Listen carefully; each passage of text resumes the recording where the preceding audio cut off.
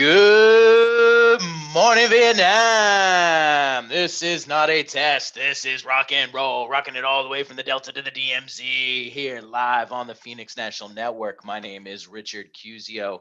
I am a loan officer with Hudson United Mortgage. I am licensed in New York, New Jersey, Connecticut, and Florida. So that's the tri-state plus Florida. And I want to welcome you and thank you for tuning in for those of you who are watching. Today's segment, I'm going to be talking about why good credit is beneficial to your mortgage health or any loan health, so to speak. So if you have any questions, and if you're watching on our apps, which you can download, Phoenix National Network on your iPhone or from your Android on the Play Store. Feel free if you're watching on our Facebook page or YouTube or the PNG website itself, please drop some questions if you have anything. Our moderator, Mr. Phil Reed, thank you, will relay them to me, and I'll be more than happy to answer any questions anybody has after my segment is over. That being said, if you need to get a hold of me, my services are free of charge until you don't have to pay me anything. When I close the loan, the bank pays me. That's how that is done. So any free consultation or pre-approval that you may want, please give me a call. You can reach me on my cell phone number at area code 321-634-2552, or you can shoot me an email. I'm very responsive at richard.cusio@hudsonunited.com. So today, a little bit about why a better credit score is good for your mortgage health. Society is becoming increasingly dependent on credit to make purchases and financial decisions. And a good credit score is used for more than just getting a credit card or a mortgage loan. Credit scores, what they do is they demonstrate your history of paying your debts to the entities or businesses that loan you this money. So, and when there are a lot of times that, due to extending themselves beyond their means, which means you're going over your credit limit, or you're going over your threshold, or you're incurring so much debt on your credit cards, many people aren't able to pay back their debts. And as a result, this impacts your credit score in a negatively. So at the same time, general living expenses take a toll on people's paychecks as well, because now you're barely making ends meet because you've got so much other debt accrued on your revolving or installment debt, and you're still trying to pay your mortgage, your utilities, your cell phone bills, your living expenses. So businesses must have a very good reason to insist, or businesses have a very good reason to insist that you have good credit before providing services or products based on credit. Some employers even run credit checks to see if you could be trusted with the company finances or assets. Banks are huge on this. A lot of banks. When I used to work for the bank that I worked at before I came to Hudson, I needed a minimum of I think it was like 680 credit score in order to get even be considered for the job. People have been turned down. I passed, obviously, but people have been turned down for types of roles like this, banker or teller or whatever it may be, and because they have low credit. So, if you have a history of not being financially responsible, you may also run into problems finding work, but you're definitely going to run into problems getting any type of loan or mortgage, or any type of credit card, whatever it may be. So credit can affect where you live. Before you buy a house, any banking institutions, mortgage lenders, mortgage brokers, we want to know that you're not going to default on your mortgage. We want a good credit standing. So if you don't have good credit, the lender is going to consider it risky to give you a mortgage loan. There are going to be high risk factors involved. If you're approved for a mortgage, your credit affects your interest rate. So interest rates are directly impact your monthly payment, either by increasing or by decreasing the amount you're charged. A lower credit score, you're probably going to have to pay a higher credit. You're definitely going to have to pay a higher interest rate. A lower credit score, you get to, you're either going to get the best rate available or pay a lower rate. And the pricing is going to be significantly better for these rates as well. Low credit scores make it much more difficult to find a lender who is willing to lend on this bad credit. Or perhaps you can get approved at a higher than normal market rate and positively even have to pay points. Do we have lenders that, look, do we have lenders that are going to lend with you with bad credit? Yes, we do. Absolutely. However, even they have, their floor cap as well. I haven't worked with anybody who has had lower than a 500 on their credit score. However, we do have a lender. Now, the rate is not favorable and you are going to pay points, but it doesn't mean that the products are not out there.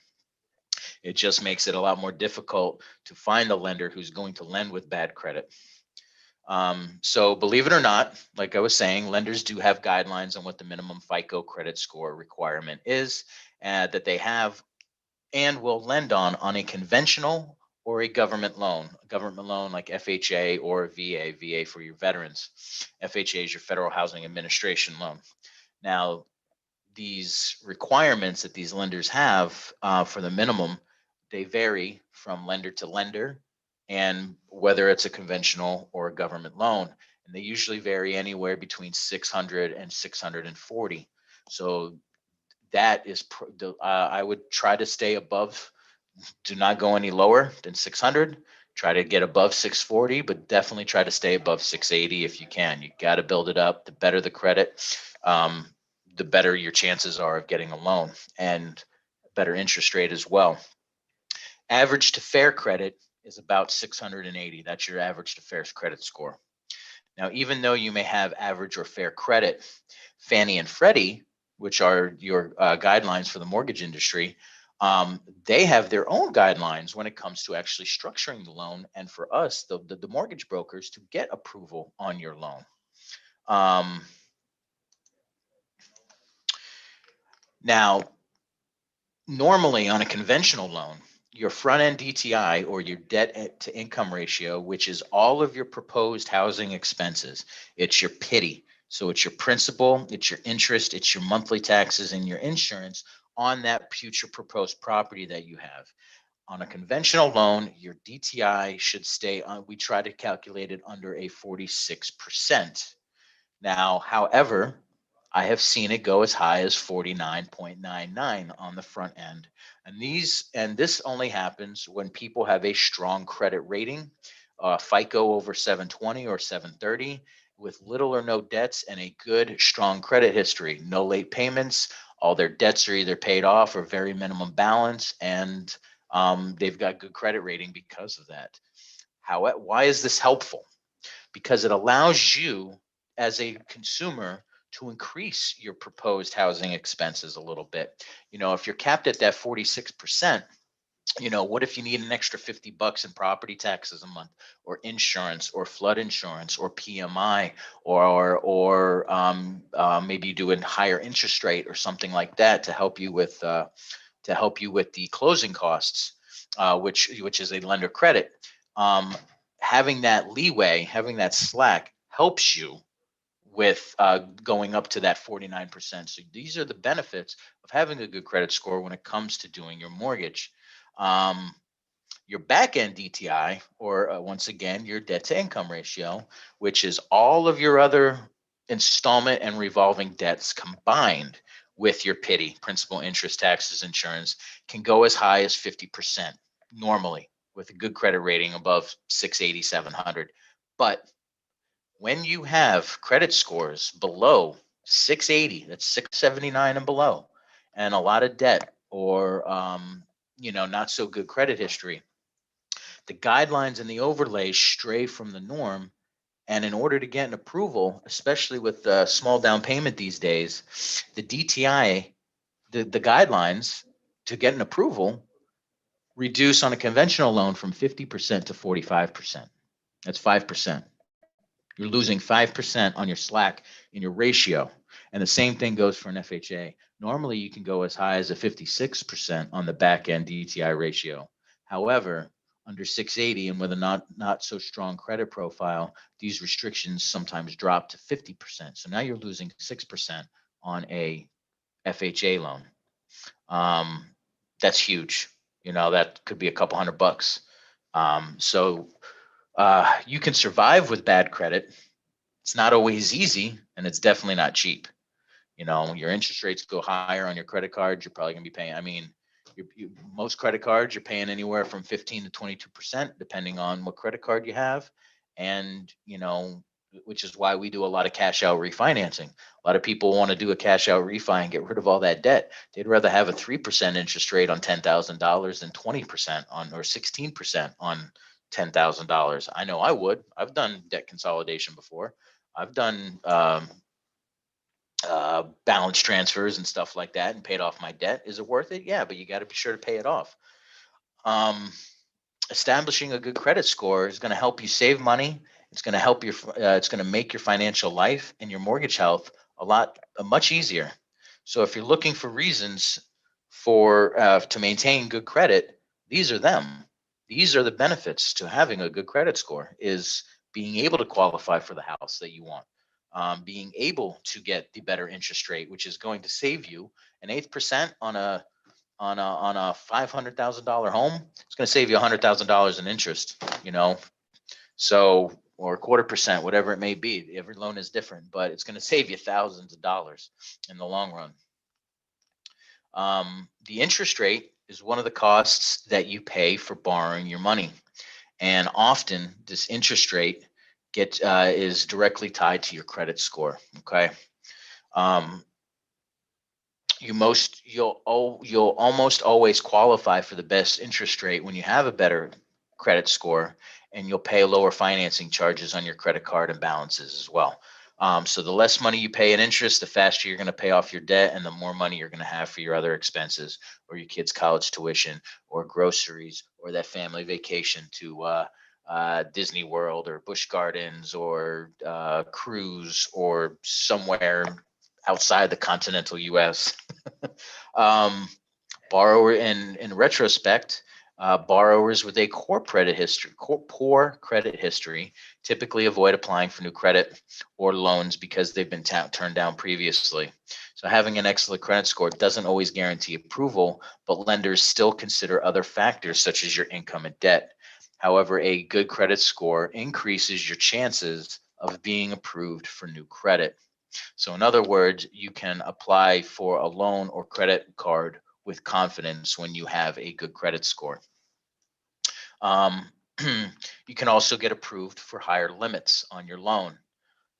Your borrowing capacity is based on your income, but it's also based on your credit score. So another benefit of having this credit score, a good or high credit score is that the banks are willing to let you borrow more money because you've demonstrated that you can pay back what you borrow on time and not make late payments, and you're paying it off on a month-to-month basis. You may still get approved for some loans with bad credit score, but the amount's going to be a little bit more limited or restricted. You might not qualify for that $350,000, $400,000 home. Maybe you're going to qualify for a $275,000 or $250,000 home because of these DTI restrictions and overlays that have been put in place ever since COVID, or just because of the credit score overlays as well. Not having those extra monthly expenses, they're going to allow you to get a higher priced home as long as your income is sufficient, or a home that is or for a home that is located in a higher tax area. So for instance, let's say you've got you got a car loan, you got a couple credit cards, and then you got your house, or you're trying to buy a house. Now, maybe, look, on most low credit card debt, sometimes your minimum payment is whatever the balance is left over. Maybe it's $25, maybe it's $38, maybe it's $50. But that $50 is going to, if it shows up on your credit report, that's a liability that you have. That's a monthly debt we have to indebt you for. So what if your DTI ratio is like right at the cusp? Maybe you're at like a 52% on a conventional loan, which is 2% over the limit. What can we do? Is there something we can pay off? Maybe you have like a $4,000 credit card balance, and your limit is $5,000. So that's more than 30% of your threshold. And when I say the 30% threshold, I mean 30% more than the allowed maximum limit on your credit card. So, on a $10,000 card, 30% is $3,000. So the longer you're above that 30% threshold, um, one, the longer your credit score is going to be impacted negatively. But two, your monthly payment's going to go up. Maybe that monthly payment's not 25 or $35 anymore. Maybe now it's 75. Maybe now it's 95. I've seen credit card payments for 100, and I've had credit card payments for 100 and some $78, $200 a pop, because I was spending money like crazy. That's a lot. $200 payment. You could use that money to add $200 to your monthly property taxes. In Valhalla and Yorktown Heights, Valhalla, you're looking at $18,000 in property taxes. You divide that by 12, that's $1,500 a month. Minus 200, now you can only qualify for a property that's $1,300, because your credit card payment, $1,300 a month, I should say, because your credit card payment is $200. Pay it off, now you get that $200 to play with. So there are, these are the benefits to not having any debt when you're applying for a loan and having good credit. And for those of you who aren't, buying just yet, it's also, you having good credit gets you easier approval. You get an easier approval for rentals or apartments. Landlords are using credit scores as part of their tenant screening process. Co-ops do this, condos do this. A bad credit score, especially if it's caused by an eviction or a foreclosure or bankruptcy, or outstanding rental balance, or debt loans and debts that have been put into collection because of non-payment, these can severely damage your chances of getting any type of loan, any type of apartment or rental. So a good credit score saves you the time and hassle of finding that landlord that is going to approve renters with damaged credit. It's also going to save you the time and hassle of trying to find somebody who will accept you. But, in the long run, having a good credit score is going to impact your mortgage wealth and your mortgage health. So if you have any questions, please let me know. I appreciate you taking the time to listen to the segment today. I'm going to open it up if Phil has any questions, or if anybody else. Thank you again.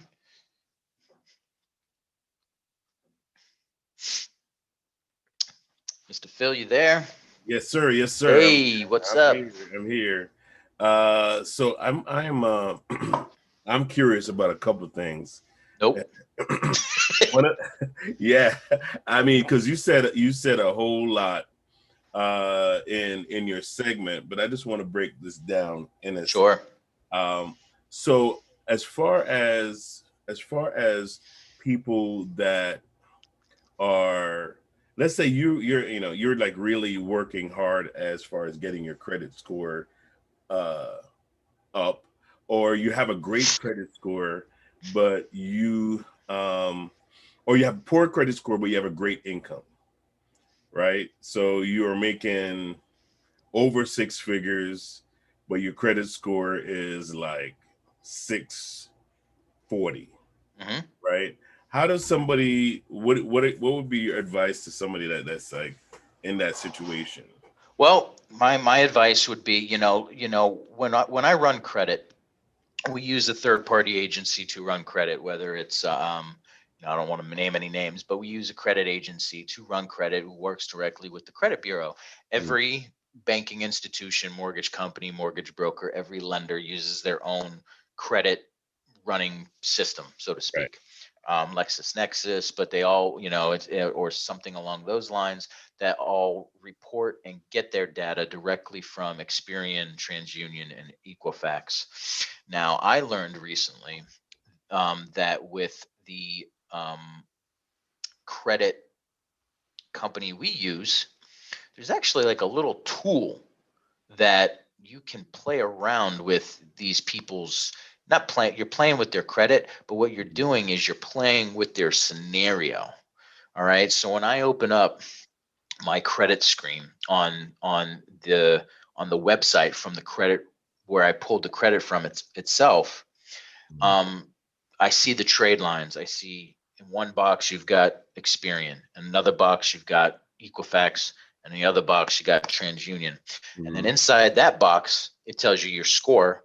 But then there's a little box. It's a little blue box like this big, Did the blue box. and it has a some most times it has a little number with a plus symbol next to it, Hmm. which means, and then I look at that number. Okay, this reporting Equifax plus 20, that means I can do, there's something in here that we can do to boost your credit score up 20 points. Then the other one might be plus 38, then the other one might be plus 17. So what I can do is I can go into this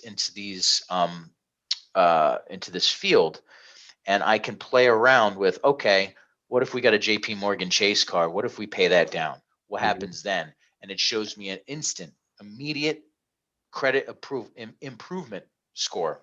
Hmm. And now I can guide my clients and my customers. Hey guys, let's pay this down to under 30%. Let's pay that off completely. You're at a 95% threshold. Pay that card down within the next 30 days. I had two clients that just put an offer in for a house over in Connecticut. I With this tool, I helped her and her fiance within not even 30 days. It was probably about 28, maybe just under a month. Their credit score jumped 37 and 38 points. Wow. They went from a 650 to a 687, 688 between the two of them, just by paying off some of the debt and using this tool. So what I would do is I would go back to this tool uh, and um, guide them on what Right. to pay off to get that score above 680. Wow. So you really just kind of like guiding people through the process, not just like they fill out the paperwork and you go, well, you're not approved or you're not approved. Exactly.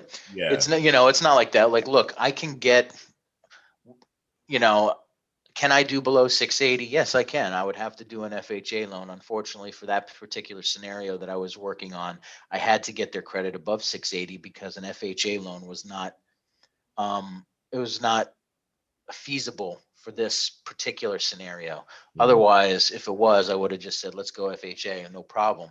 However, there are certain, look, every loan is different, every scenario is different, every client is different. So I can't, for what I've done with this person over here, I may not necessarily able to do with this person over here. Mm. Got you. So Got you. Because I have every the scenario tools. is different. Every scenario is different, but I have the tools and I can give you pointers. They even let me print out step-by-step directions to you do this, your score is going to go like this in 30 days. I can project an immediate credit improvement, a 30-day credit improvement, a 45-day credit improvement, a 60-day credit improvement. This is what it'll be. But the tools have not failed me yet, and the fact that I've seen that, and I was just introduced to this like within the past month and a half. So the Mhm. first time using it, I feel very comfortable, especially when I see a 38 point improvement in less than 30 days. That's Right. huge. That's That's huge. huge. That's That is huge. huge. You I know? know everybody's anxious when they want to buy a house. Mhm. Everybody is anxious, but what's going to happen is you're going to make mistakes, or the deal's not going to go through if you don't take your time and you don't plan accordingly. And that's the best advice is I can be patient. Everything will fall into place. Listen to your attorney, listen to your loan officer. We are here to help you. I am here to help you. I want to see you get that home. I want to see them get that home. Nothing else in the world gives me more just satisfaction than finding somebody a home for their family, a first-time home buyer, or a simple refinance where they're saving hundreds of dollars every month. I love doing what I do, and this is why I do it. Well, yeah, that's great, man. Everybody that's watching, this is Ricky Ciuzio. This is our senior loan officer. You need to give him a call. The phone number is on the banner below. So, Ricky, listen, man. That's not my main picture, by the way, even though I could be as good looking as Karen. Ah, that's so true, right? But I thank you everyone for watching. Ricky, I Thank you. appreciate you taking the time to share this My information. ple- my pleasure. And we will be seeing Frank at around 1 o'clock 1 o'clock. today. Yep. So look forward to that, and take care, everybody. Bye-bye. Thank you.